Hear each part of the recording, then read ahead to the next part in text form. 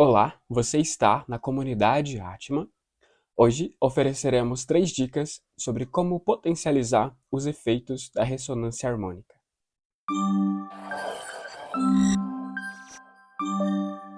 Bom, como medidas de apresentação, me chamo Eduardo, pratico a ressonância já faz alguns anos e hoje trouxemos esse conteúdo para ajudar você, esclarecendo algumas dúvidas e trazendo um pouco de consciência sobre como que esse processo pode ser o mais sutil possível, não é? Então, vamos lá. Primeiramente, vamos nos lembrar o que é a ressonância harmônica. A ressonância harmônica, ou RH, eu também no começo confundia RH, recursos humanos, o que é isso? Mas é a abreviação de ressonância harmônica. É uma ferramenta canalizada e desenvolvida por Hélio Couto, se constituindo de ondas de ampla informação que tem por objetivo transcender as ondas do indivíduo que solicita a ferramenta. Então, nós podemos dizer que essas ondas disponíveis na RH, elas são ondas mais sutis, de libertação, colaboração. Então, essas ondas, quando ela entra em contato conosco, quando solicitamos isso, veja que a nossa solicitação já demonstra um interesse nessa vibração. E quando ela entra na nossa frequência, ela causa um ajuste. Então, veja que um dos aspectos daquilo que é divino é a complementação. Jamais ele vai subtrair o que você já sabe para substituir por um outro conhecimento. No caso da ressonância, inclusive, ela se dá que essa onda, ela entra na nossa onda e ela altera a percepção que temos da nossa própria realidade. Então é sempre importante frisar que nós não deixamos de ser quem somos, nós aprimoramos quem somos. Isso é essencial de entender, né? Não há limites sobre o que é possível solicitar, tampouco limites de crescimento.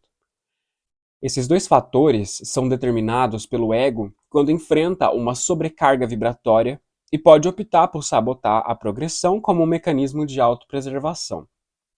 Então, uma das coisas que enfrentamos nessa condição em que vivemos é esse costume que temos de ficar contra o nosso próprio ego.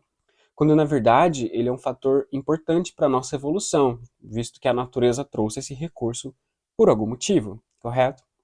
Quando essa onda solicitada ela entra em contato com a nossa onda e nós percebemos que nós vamos começar a modificar alguns comportamentos, que nós vamos explicar já já, durante esse processo de transmutação de conceito, é que o ego pode tentar frear o processo. Porque, em conclusão, ele começa a entender que a colaboração é essencial, que a responsabilidade é essencial. Então ele começa a entender que ele vai ter que começar a se mexer. E pode acontecer do ego não estar apto a se mexer, a se comprometer, a colaborar, a se tornar responsável. Por algum motivo ele prefere a inércia, né? Ser inerte. E isso é um problema.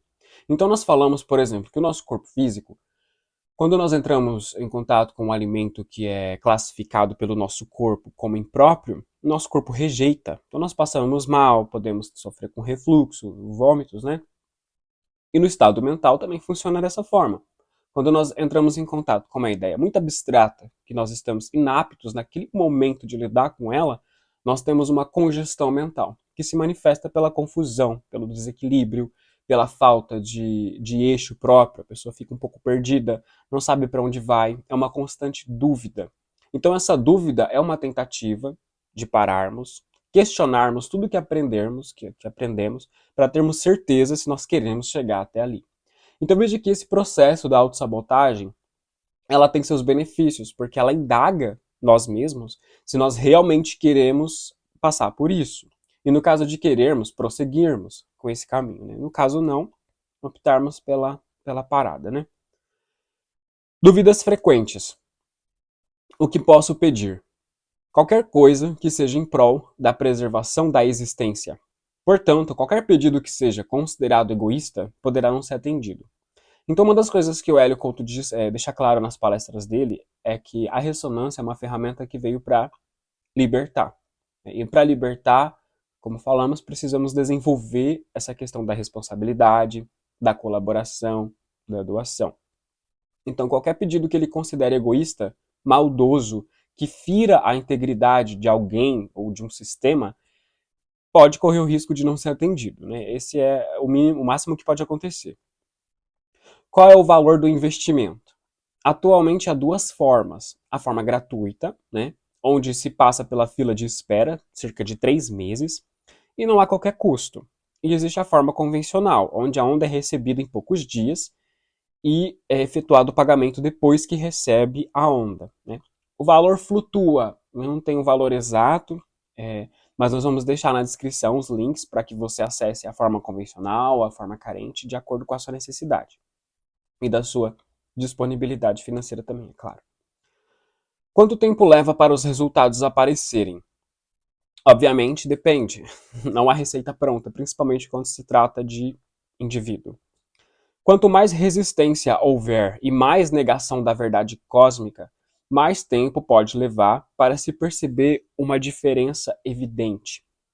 Então veja que a prosperidade, aos olhos do divino, é a prosperidade em que todos crescemos juntos, não aquele que o meu ganho tem a ver com a sua derrota.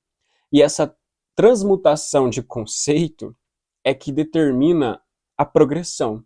Se ela vai acontecer de uma forma macia ou de uma forma arrastada, né? Em outras palavras. Então, essa progressão depende muito da intenção que temos. Se a nossa intenção é um mero ganho, um mero recurso, como fala casa, carro, apartamento, então vai ser uma progressão arrastada, porque nós vamos tentar conseguir o que queremos acreditando no que já acreditamos antes. Então veja que para que essa onda entre e ela consiga manifestar alguma coisa, ela vai passar pelo nosso filtro do sistema de crenças. E ela só vai ser aceita à medida em que conseguirmos adaptar essas ondas às nossas próprias verdades.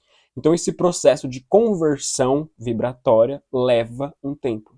Em outras palavras, quando o pessoal da espiritualidade fala da crença materialista, que o materialista ele quer explicar Deus aos olhos da matéria. Como entendemos e já sabemos a essa altura, Deus é absolutamente tudo, então explicá-lo através de uma estátua é muito limitado. E o pensamento materialista tem essa necessidade de personificar, de sempre entender minuciosamente o que está acontecendo. Veja que esse não é o problema. Temos que realmente entender para termos consciência. O problema é quando tentamos responder uma frequência elevada em uma dimensão material. E é justamente esse processo que as pessoas podem passar. Elas não querem desenvolver a responsabilidade. Elas querem conseguir as benesses da matéria sem se comprometer com a matéria. Aí é que a demora acontece. Tudo bem? A nível de introdução, fechou? Agora vamos para a dica número 1. A proposta da ferramenta. Vamos entender a proposta da ferramenta. É importante termos consciência de que esse trabalho visa libertar o nosso ego do egoísmo, quando o ego gira em torno de si mesmo, né? Conscientizando nós mesmos de que a colaboração demarca o fim da vítima e do culpado, e assim todos temos um compromisso. Então, é o que comentamos. Quando falamos sobre a teoria da responsabilidade, ela causa muita confusão, realmente, porque as pessoas pensam, então, aquele indivíduo que cometeu algum ato ilícito, ele é vítima da sociedade? Não, ele é responsável. Então, um exemplo que utilizamos é a criança, ela se tornou um adulto depravado. Mas se analisarmos a infância, enxergaremos um ambiente onde a sociedade entregou isso para ele. Diante de uma mente frágil, ele tomba frente aos vícios, frente aos desejos, porque ele não desenvolveu essa integridade emocional ou mental para poder lidar com essas paixões. Então ele se identifica. É a mesma coisa que os vícios. Quanto mais consciência a mente tem, mais lúcida ela se torna. Então quando um vício vem, acontece de alguém comentar alguma coisa negativa, fofoca, intriga, a mente se preserva, porque ela não se identifica com aquela vibração. Mas se o indivíduo não tem autoconsciência, ele não entende muito sobre si mesmo. Quando ele se coloca em um ambiente como esse, ele se identifica. E quando ele percebe, ele já está fazendo. Então veja que essa identificação, ela se dá pela ausência de autoconhecimento. E a proposta da ferramenta é justamente auxiliar nesse processo de autoconsciência. A informação solicitada, uma vez mesclada à nossa informação, será guardada no inconsciente e no subconsciente e aguardará um estímulo para que se manifeste. leitura, estudos, conduta, etc. O que significa que a ressonância, ela, por exemplo, se nós pedimos para passar num concurso, como acontece bastante, não é que as respostas vão vir espontaneamente, elas precisam de uma forma de se manifestar, de um estímulo. E para isso o estudo é importante. Então veja que é como se nós falássemos da intuição. É uma voz que vem de dentro, que muitas vezes nós não entendemos de onde vem, mas que ela cabe exatamente à situação em que estamos vivendo. Essa intuição ela é guardada dentro de nós de acordo com as coisas que vivemos. Então, por exemplo, se nós temos um déjà vu, um déjà vu, uma intuição, é uma forma que o nosso cérebro encontrou de dar uma resposta para um problema que estamos enfrentando, que nós já enfrentamos no passado. Nós podemos não nos lembrar desse evento com clareza, mas o nosso cérebro guardou o que é mais importante, que é a conduta mais apropriada para lidar com aquela situação. Então veja que esses processos mentais, cerebrais, nosso cérebro ele tem um mecanismo muito complexo, que foge muito do nosso consciente. Então essas informações são guardadas em um nível mais profundo. E para se manifestarem, elas precisam serem estimuladas. Então veja que esse estímulo, na verdade, é como se nós disséssemos ao nosso cérebro: esse conhecimento é útil. Porque aquilo que não é utilizado, conforme o tempo vai passando, sofre uma compactação. Aquilo que aprendemos sempre vai ficar guardado, só que em níveis de compactação muito fortes, ao ponto de acharmos que esquecemos.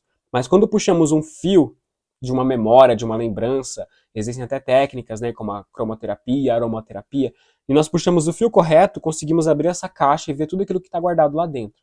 Mas em vias normais, esse conhecimento é suprimido, porque o cérebro entende que, se eu não utilizo, ele não é tão relevante para a minha sobrevivência. Então deixa ele guardadinho ali.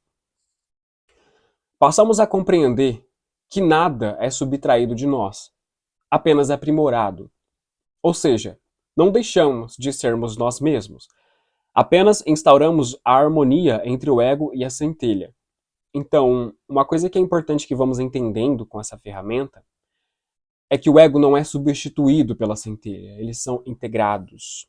Então, o ego é como se fosse a estrutura que sustenta a centelha. Né? Então, a centelha tem uma proposta divina e o ego obra em função dessa proposta. Então, ele faz com que as coisas consigam acontecer, né? Em um aspecto mais divino da coisa. Dica número 2: as dificuldades que podemos enfrentar. À medida em que vivemos, crenças são ensinadas e fortalecidas na infância, na adolescência, na fase adulta. A ressonância, ela transcenderá essas crenças. No momento, e no entanto, a resistência aprendida pelo ego, ela poderá impedir que essa onda prossiga, onde a catarse pode gerar problemas. Então, em outras palavras, quando nós vivemos na infância uma figura parental, maternal, ela nos ensina a lidar com a nossa vida. Nós vamos para a fase adolescente. Tem os adolescentes ali sugestionando a nossa forma de pensar, os artistas da moda, né, as tendências. Quando passamos para a fase adulta, e esse bombardeio é constante. Então a proposta da ressonância é identificar esses padrões mentais que são egoístas para transcendê-los a pensamentos fraternos. E durante esse processo pode acontecer do ego tentar frear o processo. É onde a catarse causa problemas, né? Então aqui temos uma tabelinha identificando aspectos egoístas e aspectos da centelha, né, aspectos fraternos. Então temos a vítima e culpado, um aspecto egoísta, que ela pode ser transcendida para a teoria da responsabilidade, que todos nós temos uma parcela e somos responsáveis por tudo que nos acontece. A crença do comando e da submissão, ela é transmutada para a crença da colaboração. Ninguém manda, ninguém é submisso, todos colaboram. Então todos reconhecem o seu lugar. Por que, que essa questão do comando e da submissão é importante em uma dimensão como a nossa? Porque vejam que existem leis que precisam nos lembrar da nossa obrigação mínima. Então, não roube os objetos. Um ser humano formado em plena consciência não precisaria de uma lei dessa. Não mate o seu próximo, é um dos mandamentos. Um ser humano em plena consciência não precisaria de um mandamento desse, porque ele já saberia disso por instinto, nem que se fosse por intuição. Então, as leis humanas é como se tentasse adestrar o animal que habita em nós. Então, essas leis são importantes no nosso momento, porque nós temos impulsos animais que muitas vezes nós não conseguimos controlar. Então, entra a punição como uma forma de inibir essa saída, né, desse bicho para poder causar danos à sociedade ou até a nós mesmos. O trauma que é transcendido em perdão. Então, o trauma, comentamos com vocês algumas vezes, que é um complexo do que aconteceu, o indivíduo causador, entre aspas, a emoção que nós sentimos em relação ao que vimos e nós mesmos. Então, tal pessoa me humilhou na frente das outras pessoas. Foi um ambiente, uma pessoa, uma emoção que eu senti, que normalmente é raiva, tristeza, medo, todas elas, e eu mesmo. Essas circunstâncias são mescladas, eu engulo elas, não lido com elas. Me traumatizou. Então, sempre que meu cérebro identificar uma situação semelhante, um lugar parecido, uma pessoa com um perfil parecido, uma emoção que lembre tudo aquilo, ativa um mecanismo de defesa que ou eu bato ou eu corro, né? Eu não lido com a situação. Então, esse processo é transmutado em perdão. Porque, em última instância, entendemos que ninguém dá o que não tem. Então, aquele indivíduo que me humilhou é porque, de alguma forma, ele já se sentia humilhado. Então, quando nós começamos a ter essa misericórdia, né, que é a questão que nós utilizamos no próximo exemplo, o julgamento é misericórdia. Quando temos misericórdia do irmão, da irmã, entendemos que por ele não poder dar o que não tinha, ele merece uma nova chance, né? Ele é digno de uma nova chance. Então nós falamos sobre essas questões e muitas vezes isso soa como fantasia ou como conto de fadas. Mas temos que entender que, por exemplo, a cada amanhecer é uma nova oportunidade que a vida nos dá de fazer a diferença. Então, diante de todas as nossas falhas, dos nossos erros, das coisas que fazemos e nos arrependemos, todos os dias o sol brilha para nós. É como se fosse um perdão do cosmos frente aos nossos defeitos. Então, diante de um exemplo como esse, o que custa a nós olhar o defeito do nosso irmão e ter compaixão? Essa compaixão envolve consciência de entender que esse indivíduo sofre também com esse arquétipo, com esse trauma de alguma forma. E perdoá-lo poderia ser uma chance de mostrar para ele que ele é digno de amor tanto quanto nós. De que talvez ele tenha que ter um pouco mais de consciência para conseguir sair desse trauma, sair dessas emoções nocivas, né? Então, muitas vezes falamos, principalmente em relacionamento amoroso, que quando um dos indivíduos está crescendo e o outro está parado, talvez aquele que esteja crescendo é uma forma de redenção que o cosmos encontrou para aquele que está parado. Porque através do exemplo daquele que cresce, ele vê que é possível, ele vê que dá para fazer. E por mais que ele escolha ficar na vida onde ele está, tendo aqueles hábitos, bebendo, fazendo seja lá o que for, ele vai ver que o outro está fazendo e aquilo vai despertar nele um momento ou outro um compromisso. A questão é quando e não se, né? E por fim, dica número 3, mudar o que for necessário.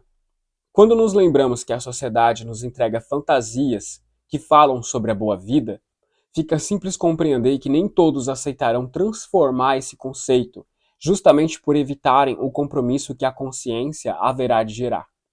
Então nossa sociedade, ela tem alguns aspectos que ela tenta nos entregar, mas que se nós pararmos para pensar, aplicarmos nessa dimensão, na condição em que vivemos, esse planeta não dá conta. Se nós aplicarmos uma conduta fantasiosa desse nível que estamos apontando aqui, esse planeta não sobrevive. Então, se fizéssemos uma matemática básica dessa boa vida, entre aspas, que as pessoas colocam, que é trabalhar pouco, que é ganhar muito, que é ter uma vida de luxo, de prazer. 7 bilhões de pessoas vivendo assim. Não tem planeta para tudo isso. Esse planeta não vai aguentar. Então, só de termos essa equação lógica e simples, podemos entender que esse pensamento é fantasioso. Por quê? A fantasia, como explicamos, é um vício em sonho. Por exemplo, o meu sonho é me tornar um ótimo orador. Mas se eu não faço nada para poder trabalhar essa questão da oratória, isso vira fantasia. Porque se realiza aqui dentro. Eu nunca manifesto isso, porque não dá para manifestar. Eu não me comprometo o suficiente com isso. Então é fantasioso. Ok, o ócio, quando não se trabalha, não quer se trabalhar. É uma fantasia, porque em realidade, esse planeta é uma obra constante. A vida é constante, ela está sempre se transformando. A palavra trabalho por si já é duvidosa, porque ela já foi composta, ela é, pela questão da etimologia, ela lembra a tripalium, né, que é o objeto de tortura que foi utilizado no passado. Então a palavra trabalho já causa um incômodo em nós. Então nós substituímos pela obra, né, a obra de nós mesmos. Então nós temos que estar constantemente nessa obra, nesse trabalho interno. Então veja que o trabalho não tem que ser uma lástima, um peso, uma coisa ruim, quando nós colocamos uma boa intenção. Qual é a intenção do que eu estou fazendo? Eu faço para ajudar a humanidade, eu faço porque eu me comprometo com a causa, eu faço porque eu entendo que eu sou responsável pela progressão e transcendência desse planeta. Então, o propósito que eu aplico no que eu faço muda o sentido do que eu sinto. Então, se torna algo divino, né? Uma obra. Um outro aspecto da fantasia é ganhar sobre. Então, para que eu tenha status social, você tem que perder o seu. Então, eu tenho que estar acima de você. A realidade seria nós dois andando juntos rumo ao nosso ideal. Então, ninguém precisa ser subtraído, ninguém precisa ser humilhado nem diminuído. Todos nós crescemos juntos. E isso acontece muito no nosso momento da internet, porque alguns indivíduos, eles ascendem a fama deles quando eles falam mal de outras pessoas. Então elas não crescem junto, elas crescem sobre. Elas questionam o conhecimento de alguém, sobem em cima dessa pessoa e ali elas começam a ter essa subida. Então é um processo animal, né? Essa questão. Não digo nem que animal faria isso, porque, né? Eu digo animal porque nós temos uma capacidade animal dentro de nós, mas nós temos consciência. E o fato de termos consciência faz com que os nossos pecados sejam muito mais intensos, porque aqui existe a maldade. Então, esse é um aspecto que nos diferencia muito dos animais. A consciência que pode nos levar a um estado divino ou a um estado profano, depende da nossa intenção. Então, sempre temos que observar isso. Até falamos da questão das crises, né, que tudo que vai e volta, a vida é uma questão de espelhos. Então, indivíduos que crescem sobre os outros, outros indivíduos crescerão sobre eles. E vai ficando essa sistêmica animalesca, né? Bem, um outro aspecto é o senso de uso e consumo. Então, por exemplo, eu pago pela energia, eu pago pela água, pago pela casa, pago pelos recursos que eu tenho, pela compra do mês, pelas coisas que eu me alimento. E não há um reconhecimento do percurso que esses objetos, que essas ferramentas seguiram para chegar até mim. Então, quem que colaborou para que essa água fosse potável? Quem colaborou para que essa luz estivesse até aqui? Não sei, não quero saber. Então, essa falta de reconhecimento caracteriza um simples uso e consumo. É interesse. Por outro lado, quando reconhecemos, por exemplo, esse objeto, alguém pensou nele, alguém deu seu tempo, deu sua dedicação, deu seu carinho. Quando eu reconheço a importância de como que isso aqui me ajuda a gravar um vídeo, eu dou sentido ao que eu tenho, eu valorizo o que eu tenho. Mas não é apego, é reconhecimento. Então saiba que todas as pessoas que construíram isso daqui, de alguma forma elas vão sentir esse reconhecimento. Em consequência, quando nos lembramos de que tudo no universo é uma questão de vai e volta, as pessoas também reconhecerão o meu trabalho. Então veja que nós fazemos e recebemos em troca. Mas nós temos que ser justos e bons, não porque esperamos que o universo traga isso para nós de volta, mas nós nos realizamos em sermos assim. Fazemos porque faz parte do nosso ser, porque faz parte da nossa vibração primordial, né? Então nós transcendemos o senso de uso e consumo para a sacralização e o reconhecimento. E por fim temos o comércio, enriquecer e empobrecer. Nós estamos vivendo em um momento de crise, né, como vocês já devem saber, essa questão de quebras, de falências, de coisas que estão acontecendo. Então tudo isso faz com que o poder exista. Não vamos entrar muito nesse mérito sobre se isso é certo ou se isso é errado, mas vamos tentar entender a principal função, né, do que está acontecendo. O poder, né, para que muitos consigam estar acima, perdão, para que poucos consigam estar acima, muitos precisam estar abaixo. Então, para que esse sistema exista, existe essa profanação da comercialização. Então, veja que o comércio é uma forma da sociedade andar.